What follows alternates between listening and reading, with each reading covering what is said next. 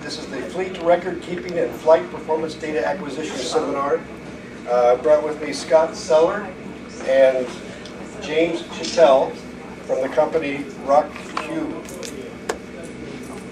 Is that all you need for the introduction? Yeah. Now we're going to edit that out. Well, Lock Precision, I don't know if you guys kind of know who we are. We make rocket ships, and we've been doing it for about 28 years. The last 3 or 4 years, we've really concentrated our efforts on the education and outreach part of it. I've gotten really interested in working with the schools. It's been a lot of fun for me. I'm sure it's been a lot of fun for you with TARC. And TARC has really been a big instrument in that as well. But over the time, we've about 10 years now, I've been working with a company, a group I should say, at the Museum of Science and Technology in Syracuse. It's called the MOST. They do outreach for about, what, 400 kids each year? Yeah, at least. About 100 launches. We have 100 launches at the top of the hill at Syracuse University once a year. And it's kind of a bunch of kids, 400 kids running around with different groups, and each one has their own rocket. There's 100 rockets between the 400 kids. So keeping them all together was always kind of an interesting task at first. And these guys developed some software that kept track of all the groups and talked to each of the group's cell phones, tells them what time they're supposed to be at what part of the area, and checks in with them and sees if they are there, and if they're not, find somebody to go get them. So this program runs all these kids through in maybe 3.5 hours. We launch 100 big rockets very, very safely. Plus judge them, rate them, and get that information collected. Yeah, and give them an award before they go home at 1 o'clock. So that's in 3 hours that happens. So it's not something you can usually do manually very well. And they've developed this great system. So I said, why don't we package this and try to work with? They actually suggested we could package this and talk to other groups about managing their systems with our software. And then it kind of morphed into something even more interesting, a database kind of collection system, a cloud-based system that I'll discuss with you in more detail. And we would like to get some feedback from you if we're going the right direction and see if this is something that would be of interest to you guys. And if it was, if there's some ideas you had that we didn't think about, that would be great. We'd love to have them. But I don't know which one of you guys want to talk first. Scott's an engineer, retired engineer in the water business. He used to design big systems there, and he kind of became a software guru there and a project manager there. So they roped him into doing a lot of the work that we couldn't figure out how to do on that end. We have an engineer that does the software and the computer stuff too. Happened to get really sick a couple of weeks ago and been in the hospital for 4 or 5 days. He couldn't make it down. He's a young, enthusiastic type, probably graduate last 2 or 3 years. Yeah. He's also the network administrator at the Museum of Technology. He's the guy that when you get to a site that doesn't have any cellular service, because to fly rockets in, there's not a lot of places that have cellular service. So he sets up the internet and the network and everything, so this thing can work in places that are remote. Which we have successfully done that at sites. Yeah, we've actually done a few beta tests of this in our own groups. We were up in New York. We were lucky to have 2 big flying fields, and there's always people flying some weekends, so we can go down and get in their way and ask questions and try to do things. They've done a good job over the last 6 or 8 months doing that in the summer when they fly. But I'm kind of taking their time away now, so I'm going to let Scott Seller tell you a little bit more about the program. Okay, thanks, Barry. Okay. And so as Barry mentioned, we had this starting point was the software that was used to manage these competitions that we had through the Museum of Science and Technology and up at Syracuse University. But having that in place got us thinking more about, well, what else do we need for the sport, for the hobby in the way of software? And many of us, probably many of you, are in the position where you have a fleet of rockets, and you may have tried various ways to keep track of the information on your own fleet of rockets. Maybe you've got a file folder or a few file folders where you keep a lot of paper, this guy shaking lot his head. of information. Maybe you've developed, I know I have, developed your own just Excel spreadsheet to keep track of your rockets, the information on my fleet and on the performance of my fleet. Wanting to know things like, I don't know how many times I've been getting ready for a launch, and I've got quite a few rockets in my fleet, so wanted to look up what are the recommended motors, and what is the parachute size that I've launched that on previously, and I'd go back to my paper folders and look through it. So got tired of doing that and set up my own little Excel spreadsheet to keep track of all of that, so I can look it up really quickly.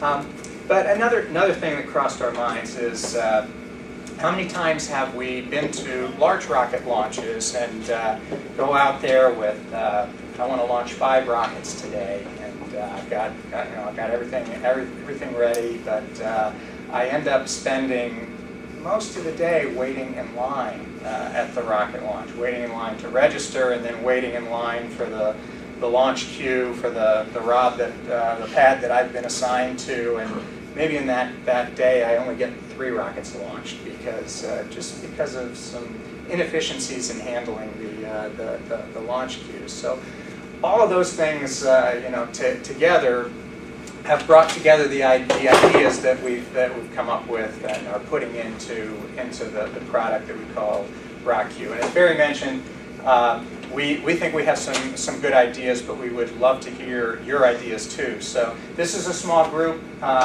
informal session. So if you have either questions or thoughts that you want to throw out as we're going through this, please feel free to speak up at any time, and we'll discuss it. So why do we all want to collect and retain data on sports rockets? Well, some of the things that I was just talking about.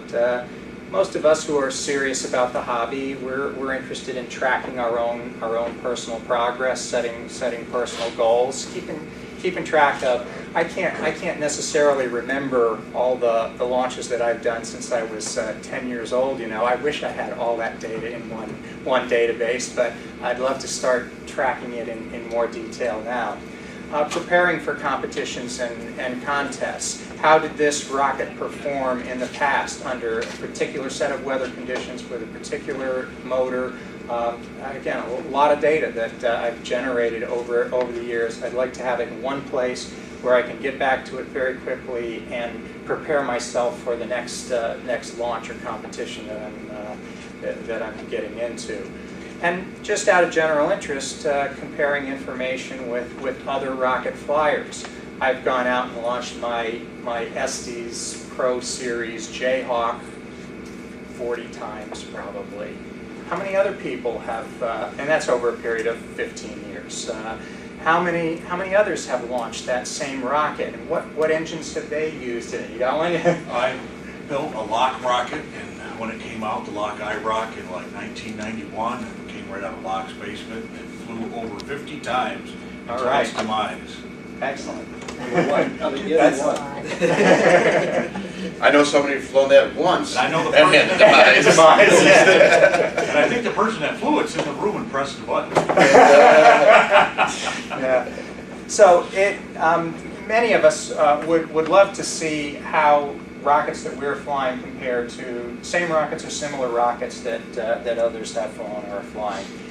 Again, aid in decisions at the time of preparing for new flights. One of the things we'll talk about a little more later is aid in flight card submittals. Most of us, when we're at a launch right now, we're filling out a paper card and turning it in.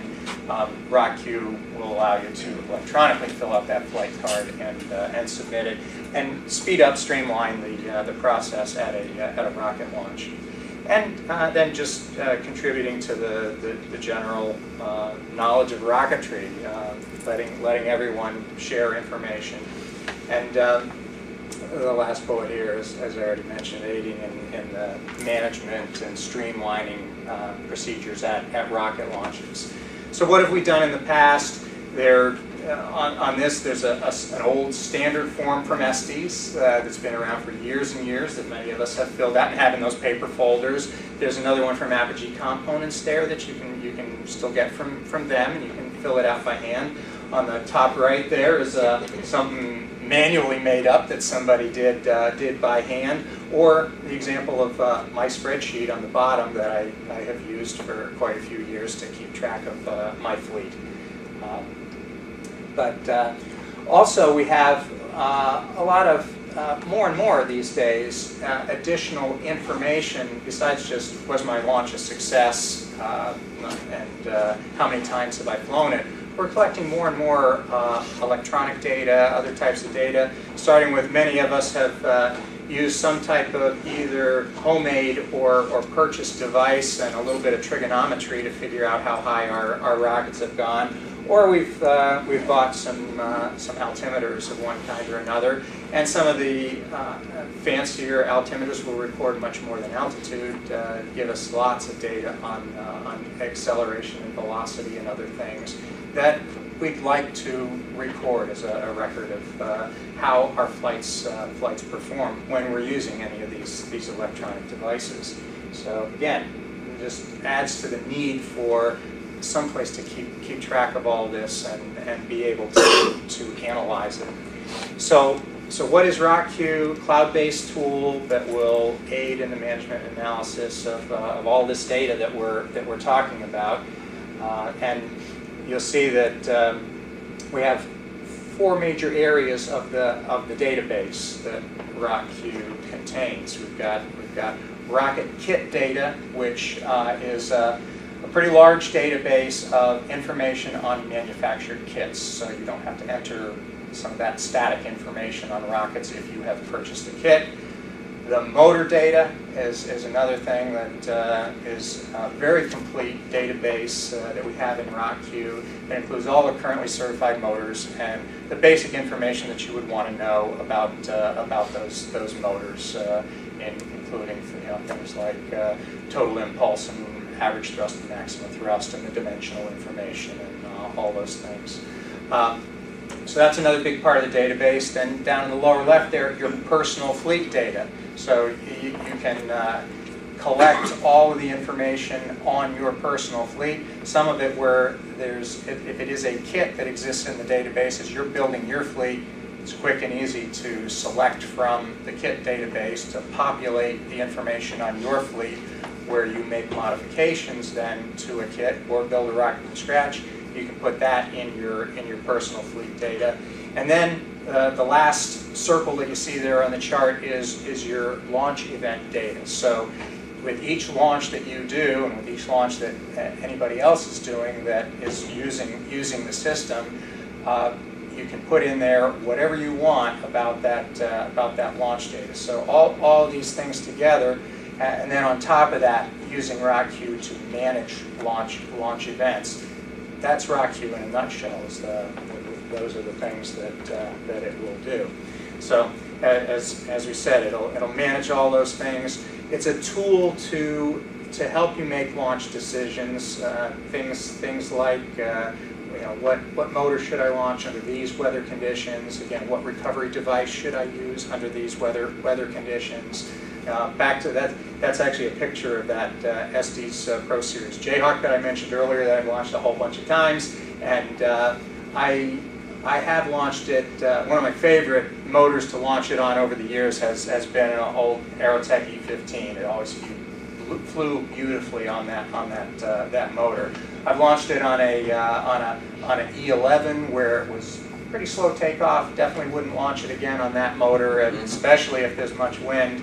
And some higher thrust motors had some experience where I tore off a tip fin. So having that experience recorded and being able to go back and review it if I hadn't flown in a while is helpful. As you mentioned before, the flight card preparation is really easy. If you have your rocket in the database, all the information is in there already. Filling out a flight card can just be selecting that rocket from your fleet, and boom, all the information on a typical flight card is already filled in, with the exception maybe of which motor are you using today for this particular flight. So you select that from the motor selection screens that we'll show you in a few minutes, and makes the flight card preparation and submittal really easy.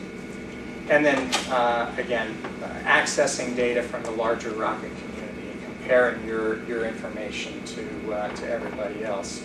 Again, those are all things that RockQ will do for you. So drilling in on some of those four major areas of the database that we have, the rocket kit data, again, contains all the static information on kits, so it's standard stuff like the mass, the length, the diameter. Many of those are things that flight cards at certain events require you to put in, but also things that if you're having these things in the database, the main body tube diameter, the length of the rocket, the weight of the rocket, allows me to do a lot of really cool queries and analyses on the data in the database. So if I wanted to see how not just a particular kit has performed, but let me see information on every rocket that is 4-inch diameter and weighs between 4 and 6 pounds and has been launched on a J motor or an I motor. All kinds of queries that are possible out of the system.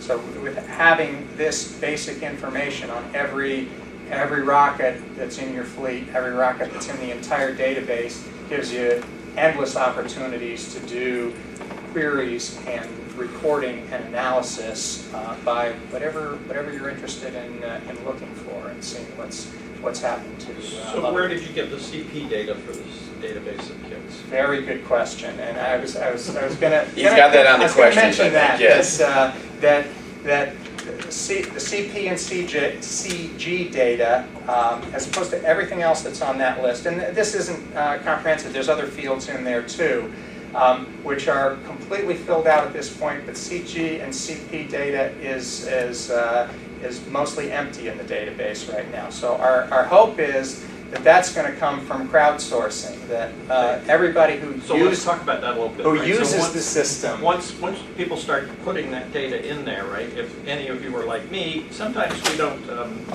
We're not faithful to the instructions in the kit, right? Absolutely And right. so those things move around. Yeah, And but Especially the CG. yes, absolutely, CG absolutely. can pretty much be within a tolerance, but it's That's CG right. that floats everywhere. Sure. But one thing that will be really interesting if we have hundreds of people, hopefully thousands of people, using the system and entering their own data in there, we'll be able to see to analyze that data. Look at the graph. You know, There is an analogy to that. In hand loading ammunition, there's handloaders.net, and everybody is their amount of powder they use floats all over the place. Yeah. So when you look at data, you get like 5 of it at a time, and it has the user's person, and then the owner of the website, the wiki or whatever it's on, has a star saying, "We're not responsible for this data. Always check to make sure it's correct before firing." Absolutely. then But wouldn't it be great though to be able to see? Okay, here are 10 other people who have built this same This one's kit, heavy, this and one's light, what do they yeah, do? but here's 8 of them that are really close on the CG, and this one's way out here, and this one's way out here. So that's going to give me some It'll get you really good useful statistical- information. Yeah, I built for my level 1 project. I'm as you might have already guessed, I'm kind of into Jayhawks, and my level 1 project was a Jayhawk. It was from a manufacturer that was kind of short-lived, and when I built that, I did a little internet searching to try and find, okay, who else has built this kit, and where was the CG on that Jayhawk where it was good. I couldn't find it. I did not find it. I judged from my smaller Jayhawks that I had already built and where the CP, CG was on them. I made my own judgments and did my own modeling. But I would have loved to see what some other people had come up with for that That's same very kit. valuable as long as there's something there telling the user that don't take this as gospel. This That, is for sure. informational purpose. And the same for the launch Absolutely, guide, right? absolutely. So like, I sometimes find that rockets would come with recommended, launch lugs, particularly 1/8-inch launch lugs, and then you go, Yeah. wait a minute, this rocket is not supposed to be flying off of a Yeah. rod that small. Yeah. I need something bigger if I want to be sure that it's going to go where I want it to go. Absolutely. So Yeah. I- So another There's a great lot of that. another great point. So what the What's the point of that? So the basic ROC-Q database of the manufacturer data that's in there is going to have the guidance system, the launch guide that ships with the kit. So maybe it has the 1/8" launch lug in there. That's what's in our database. But when you build your fleet in ROC-Q, you're gonna select that rocket. It's gonna all that basic information is gonna populate all those fields. But then you're going to change it to reflect exactly how you have built that rocket. So if you change that to a 3/16" launch lug, or you put rail buttons on it, or whatever you did, you're going to add that. So now when you go to a launch and you fill out your flight card, it's going to populate the flight card with your correct specific information. So the real power, I get the real power of the tool, right? The power of the tool is not that you've got, this stuff, right? It's that everybody else has got their stuff in this for that rocket, right? So like,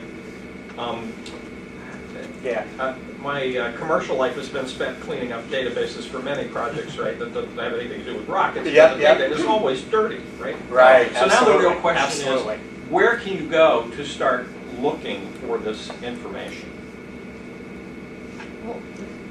Well, and which information are you talking about right now? But, so let's go to the next slide and talk about the flight data, because that's where it starts to get really more interesting. Okay. When you have, I understand that you can enter all your own data for all your fleet, but now, do you share data of other users as well? Absolutely, and we'll be covering some of that some more. I was waiting for that, but you Yeah. started talking And about contest guys don't count, right? Absolutely. No. You're gonna try to mess the database up. I'm no longer interested in the contest data. I have a very specific piece of data that I want to, and I'm sure you're going to get to it. Okay, well, sure, and if I don't, well, you can ask. Yeah, and the And point if is you don't, this. then I'm going to tell you where we need to be collecting. And that's one of the reasons we're here, is we want input from you, because I'm sure we've missed some important things that we should have. Next slide, please. Okay. Well, there's one other question here. Okay, a question about normalizing your CPCG data. Are you calculating it from the furthermost rear tip of a fin, the back of the body, the nose? Where are you measuring it from? Because you're going to get as many different answers as you do, because one guy's going to measure it from the nose and the next guy is going to measure it from the tail. And in fact, the specific field description that we have in ours, it specifically states that it is measured from the tip of the nose. From the nose. From the nose. Both CG and CP measured from the nose tip. So that's good. I mean, so you have a point of reference. And yes, that's important. absolutely. Yeah, you're right. That's very important. So this is just a sample of a small sampling of data from the database with a bunch of lock precision kits in there that has all the information filled in there. But so motors. The information that we have in the motor database includes type, dimensions, impulse class, available delays, total impulse, thrust, average, and peak weight of the motor. Now, let me guess what your question I might don't care about any of this. No, okay. Well, then my guess was already. They do. Then my guess was already wrong. Go ahead, ask the question. What do you have a question about that? No, I said, we care, we want to know. Okay. Go ahead, Scott. Answer the question. Why Yeah, don't we get his question out of the way? Yeah, we're all excited now to hear what it is.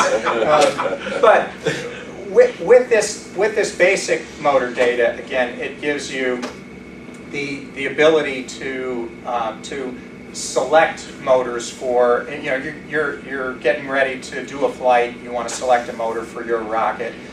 You can, and we'll see some of the screens that you actually use to do this filtering and selection. But I can say, show me all the 29 millimeter motors from Cesaroni or Aerotech that are in the F and G impulse class. Give me a list, and then let me scan down those and say, or narrow it down even further by putting a range of total impulse or a range of peak thrust that I want to look at for because I'm trying to zero in on the motor that I'm going to choose for this particular flight. So the filtering and querying capabilities allow you to narrow it down and get to the motor that you're looking for a particular flight. But also in some of your queries for performance across the whole entire user base, it allow you to use some of those same queries to say, show me all the flights that have been done of this particular kit on motors that are of a certain class or even a certain average thrust or peak thrust, something like that. Just again, endless ways that you can query the database to run some reports. Question? Are the queries partially formed, or can you just free-form, write your own query and execute it? Yeah, right now there's no way to free-form execute a query. You'll see one screen of a motor filter screen that you'll see in a bit that is done strictly with checkboxes. So things like the impulse class, it would be just I can select all, or I can clear them all, and I can go in and just select EFG by clicking those three boxes. So the queries that take place in the background you're building by just clicking checkboxes, or in some cases there would be an input box that would allow you to specify a range. So in the case of something like I want to see EF and G motors that have a peak thrust that is greater than something, you can enter them that way. But no, you're not writing any SQL statements or anything in any of our front end.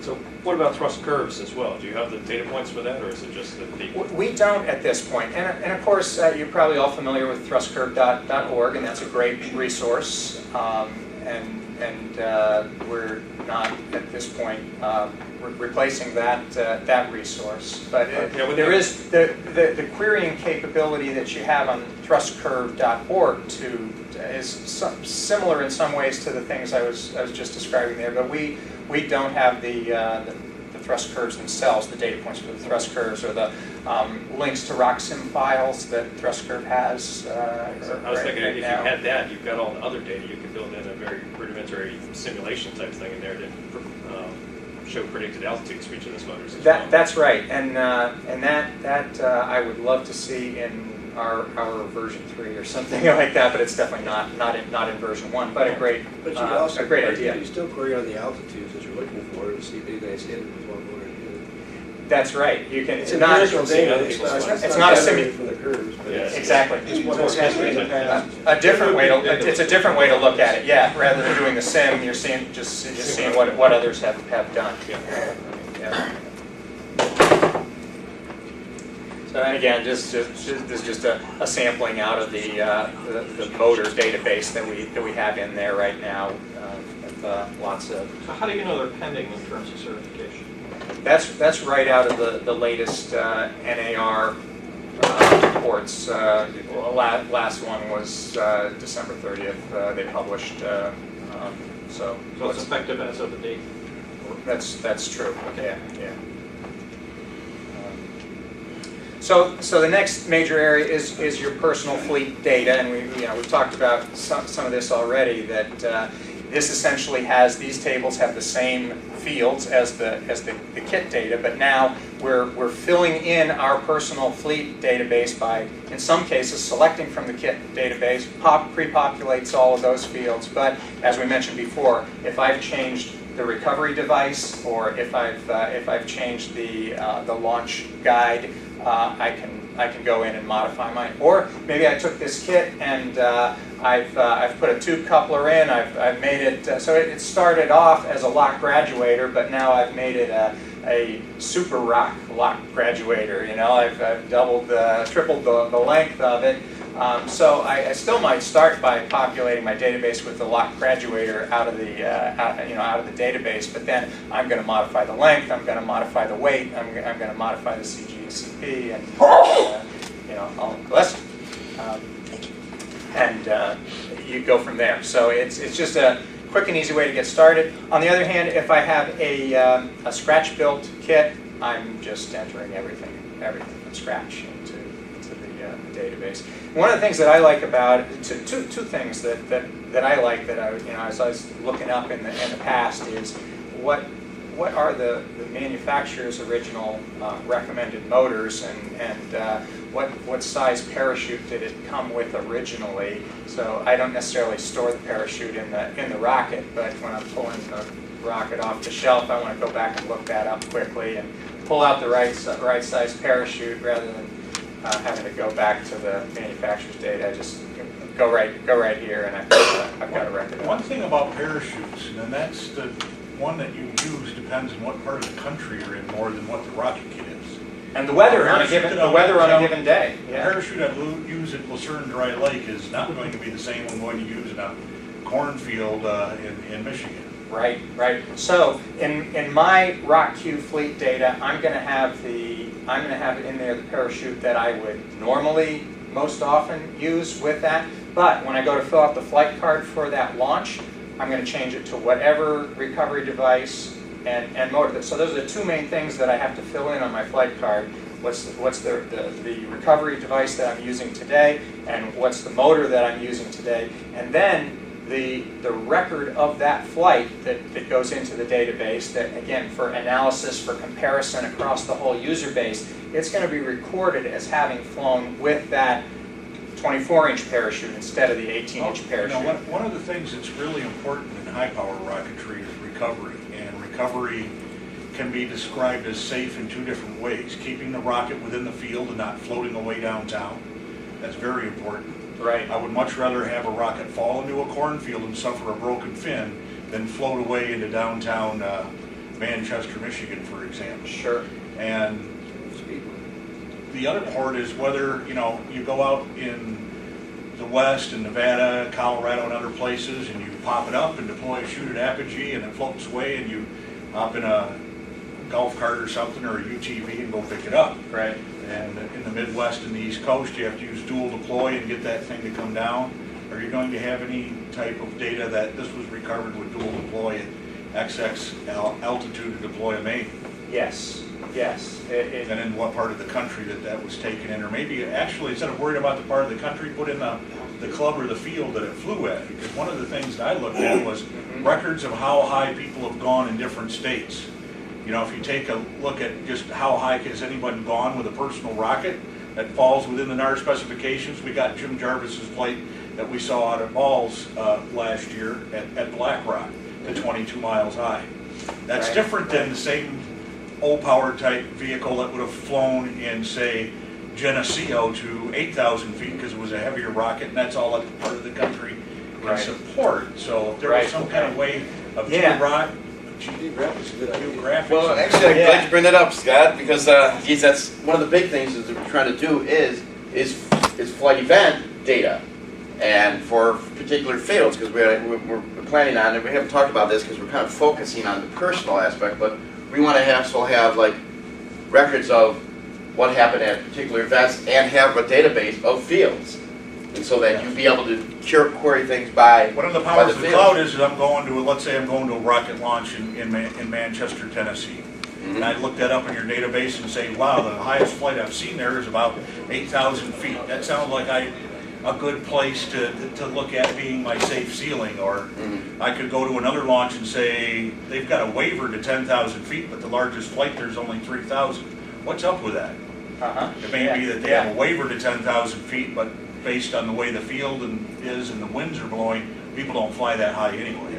Right. That's a good capture piece that that I've always thought to have in a database ideas that I had cooked up 10 years ago, but was ever too busy to ever try to make it live. We're baking them in here. Yeah. We really are. So those are some things to think about. And the other aspect is, like I said, at ranges, at launches, and so forth. We also used to talk about the weather conditions.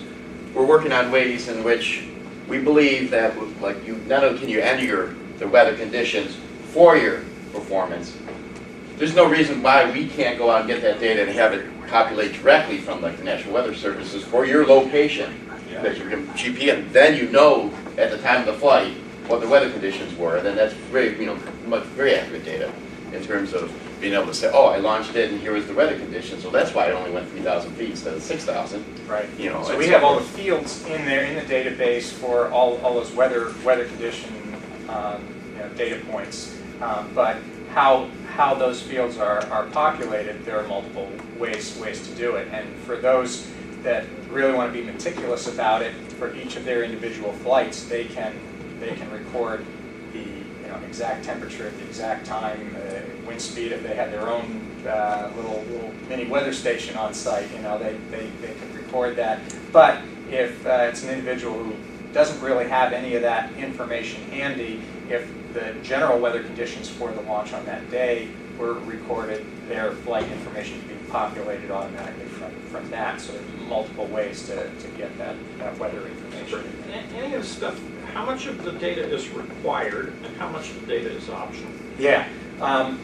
Excellent question. That's something we've talked a lot about. Yeah, and when it comes to the flight performance data, all of the static data on the rocket and what motor it used and what recovery device it used is all required. I mean, that's going to automatically be in there. The static data that's in there for your. So you won't let me load a rocket if I don't tell you how much it weighs?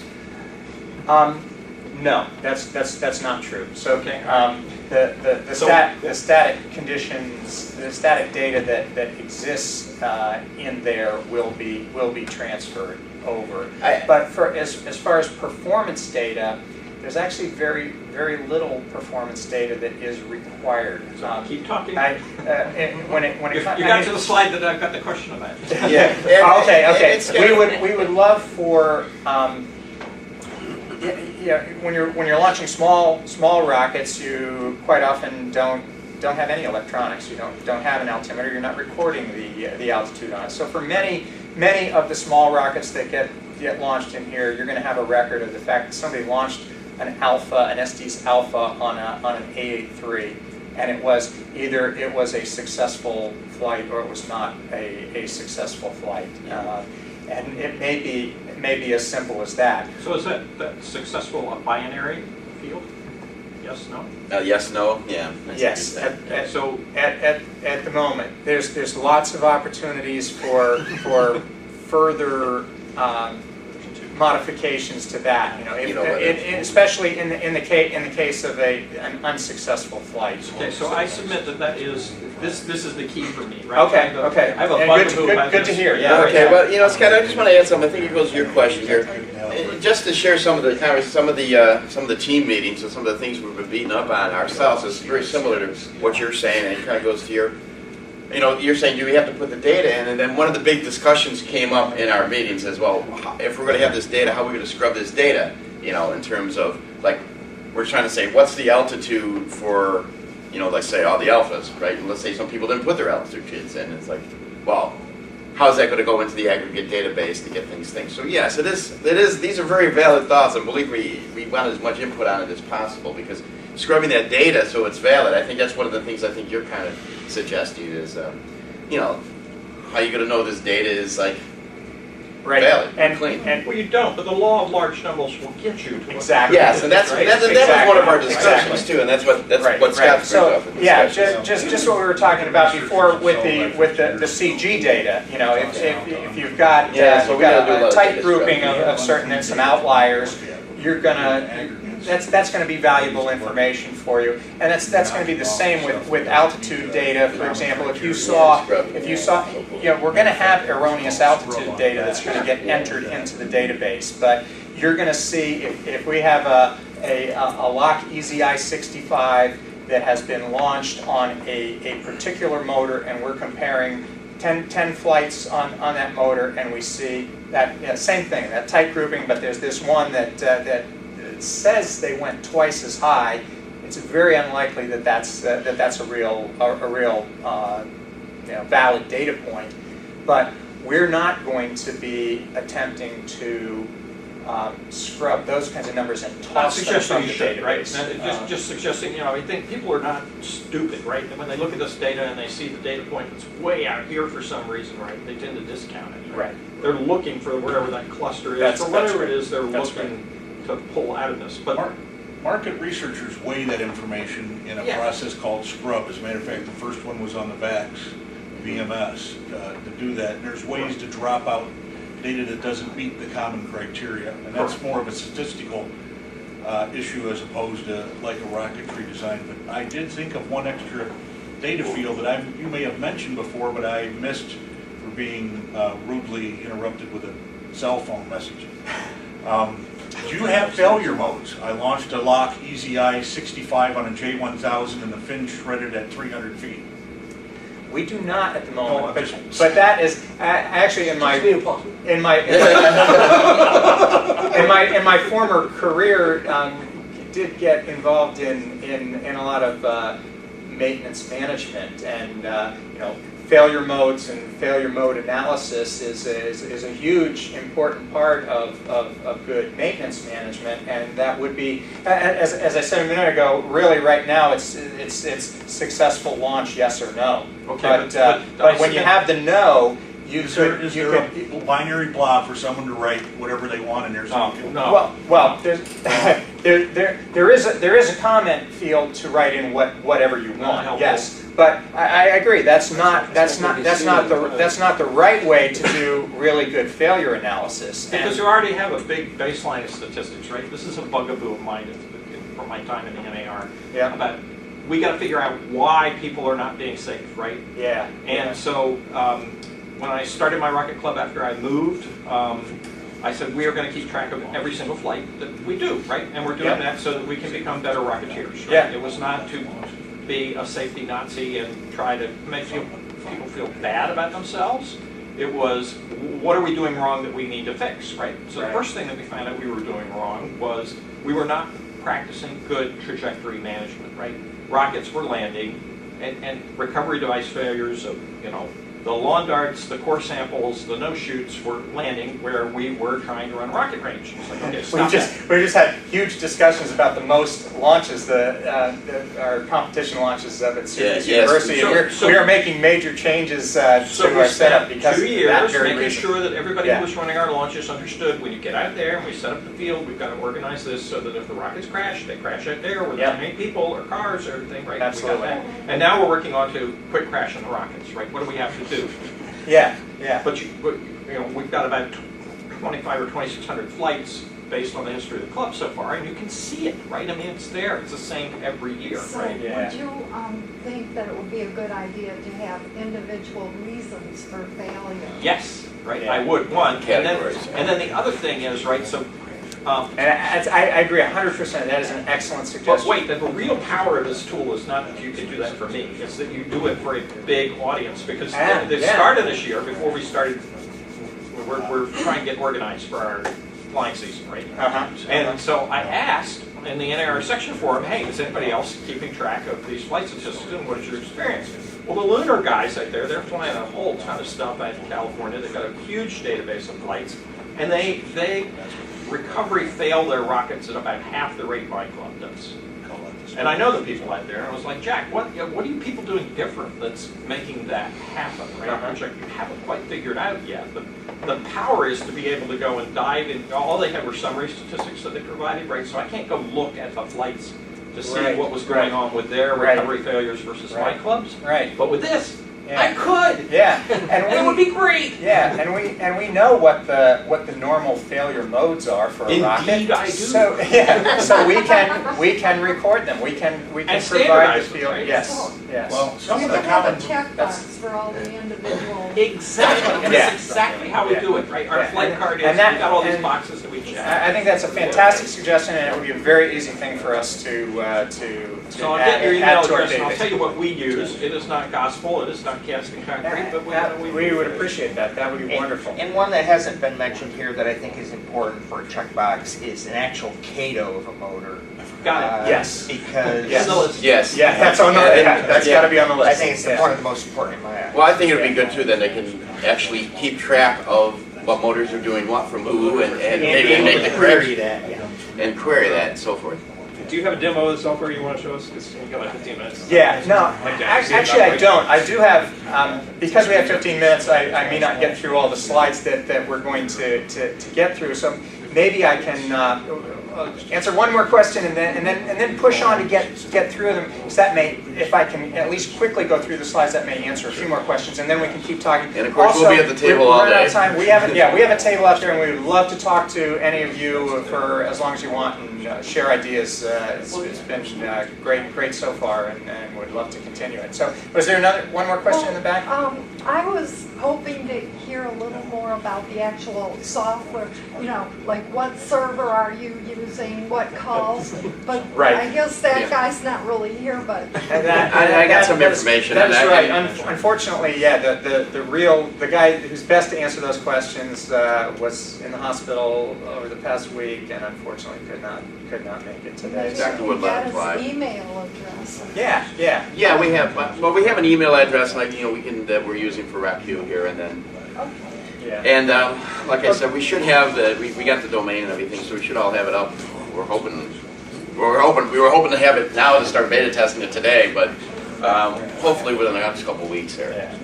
But let me just press on a little bit. Again, I'll push through some of the remaining slides pretty quickly because we've actually touched on most of the things here. But I want to spend a little bit more time talking about the management of launch events. So not just what's in the database, but some capabilities that we will provide with the package, including being able to set up a launch event. So our Syracuse Rocket Club, we're having a launch. We could register it in RockQ so that others could go into the system and see, oh, there's a launch on this date for the Syracuse Rocket Club, and to then be able to register. If it is a launch where you have registrations, some of our smaller club launches we don't have registrations. People just show up, but they could see the announcement here. Larger rocket events could use RockQ to actually handle the registrations. As we already mentioned, filling out the electronic flight cards and managing the launch queues at the events, summarizing event data and presenting results and making it available to everybody. And we'll see a few more specific examples of that. So, just using the software, if you're a new user, you're going to start off by creating an account, entering your fleet into the system, then you're ready to register for events or create your own events. If you, this is good for a backyard launch too. You can just enter information on your backyard launch, and that'll be in the broader database. If people do want to do a search and see the information on the Micromax little saucer that you launched in your backyard, they can see that too. Bulk loads of data? What's that? Bulk load of data? I got an Excel spreadsheet, I got all this right. Yeah. That is not up and running right now, but that is absolutely on our list. Thank you. To both to bulk load up. So we will ideally, the hope is in the future we would have the template, the Excel template. So you've got an Excel template that's different. Different arrangement. You cut and paste. You need an ETL program to do it. Yeah. So you put it into our format, upload it. Same. I'm going to show you a bunch of sample outputs, but output into Excel as well, because everybody likes to, massage the data in Excel. So submit flight cards, monitor the flight queue, and finally compare information with others. So setting up a RockQ account. Again, will be available later this year, and there are some privacy issues that you can consider. Yeah, so this is a RockQ account. Yeah, this is an account setup screen. Basic information. Yeah, word free. Yeah, that's free. Yeah, it's free. Basic information on you to set up your account. You can see things in there like your NAR or EEE number. Those are required on some flight cards, so that's information that really stupid piece of information. Automatically calculate. Well, it's in there. Also your certification level. You can see a preferences button at the bottom, and if I click on that, this is a screen that gives you a few of the preferences that are in there. So this is one a privacy concern. And when I get a report, I'm running a report from the entire user base, but I'm seeing a detail report where I'm seeing individual flight information. Who am I going to know whose flight that was? Well, that's up to the owner, the person who put that information in, how much they want to see. So you can see the choices there.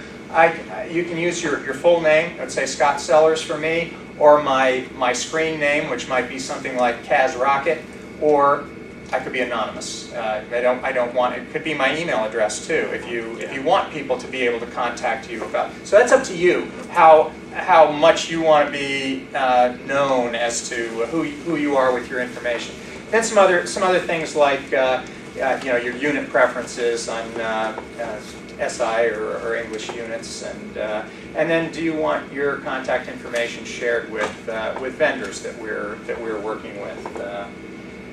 Here's the basic home screen. The screens that you're seeing now are the ones that are set up for a handheld device format, but if you're doing it on a larger tablet or a home computer, you might see more screen real estate and get a little more in on a given screen. But again, this is an example of looking at some My Fleet information on a small handheld Are people allowed device. to like a particular rocket? No, that is something we've talked about, and that's a thought for future version. But Mary's Old Joe 2 has 782 likes. yeah, Upton's little Asp has 6 dislikes.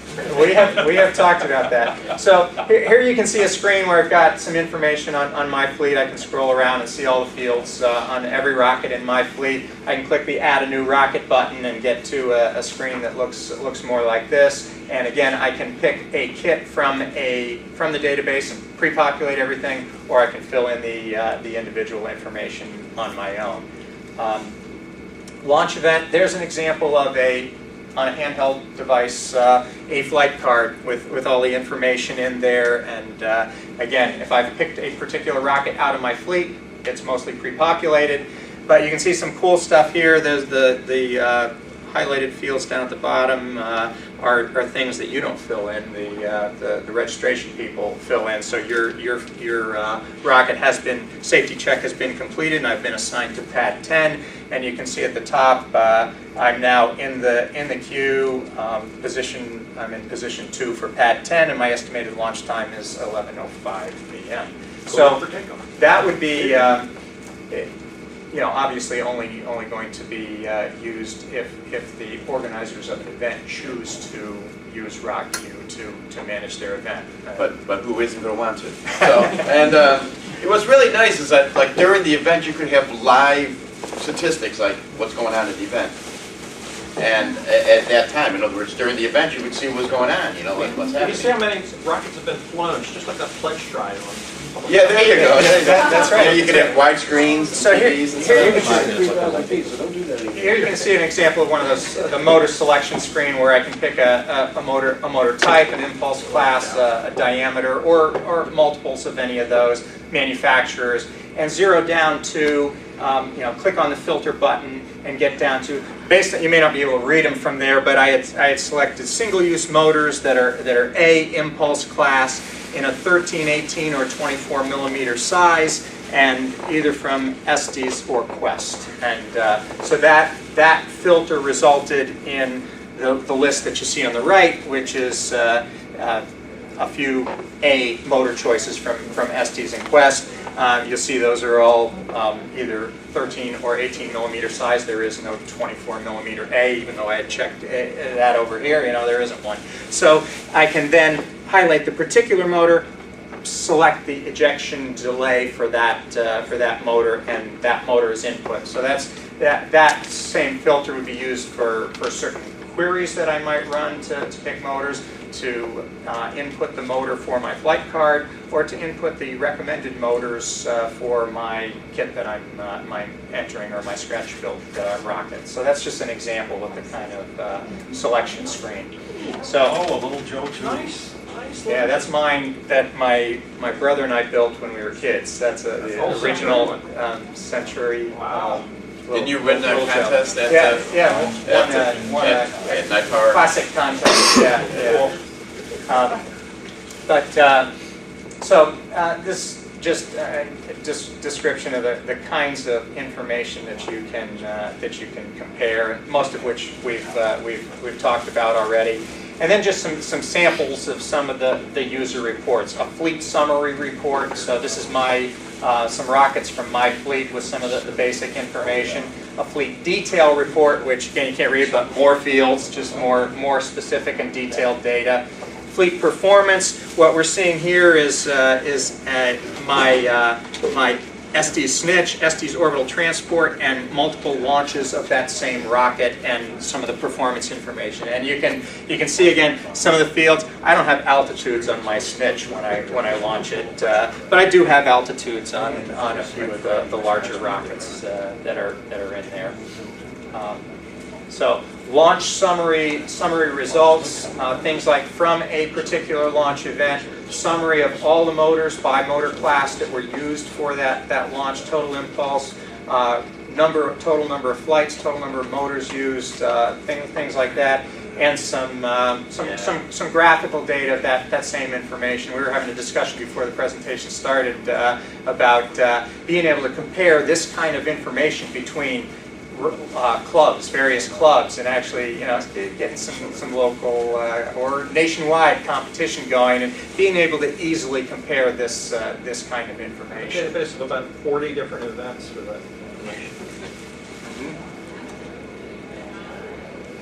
Launch event detailed summary, and this is a sample where you're seeing individual launches by individual owners, and the name that appears depends on their privacy selections that they've made. And contest reports, so for particular contests at an event. This one is summarizing some results from a contest that just had 2 contest events, a parachute duration and 1/2 A cluster altitude, and showing the results and the winners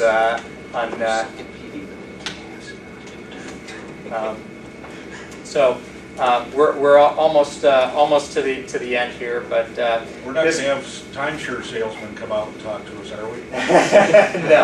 You can't leave here. You can't get your free dinner until you. We're talking about You have to failure go modes do and this interview here. CATOs, and this is actually my favorite CATO photo. This was one of an Estes E9, and we just captured all the little pieces of flaming material flying in different directions.